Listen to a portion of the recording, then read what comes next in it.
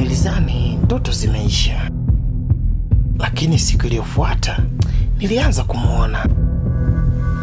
Kwanza ilianza kwenye kioo. Nilipita mbele ya kioo, lakini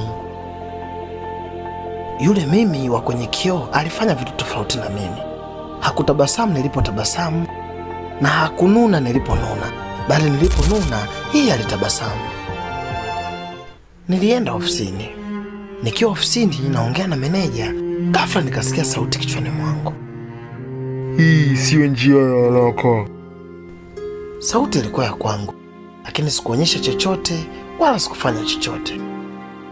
Usiku ulipofika, simu yangu iliingiza notification. Hapakuwa na namba wala hapakuwa na jina, ila ilikuwa ni message moja tu: nimekuachia nafasi, usiharibu safari yetu. Ghafla nikaanza kukumbuka ndoto ile ya kwanza ambayo nilichagua mafanikio badala ya urafiki. Vipi kama haikuwa ni ndoto? Vipi kama nilikuwa ni mimi wa wakati mwingine? Nilijiuliza sana. Ghafla kioo changu pale chumbani kilipasuka chenyewe. Niliposogea kutazama, taswira yangu ikaniambia haya ni maisha yangu pia. Nilipoamka asubuhi, nilikuta kioo kipo safi kabisa. Aha, sasa nimejua.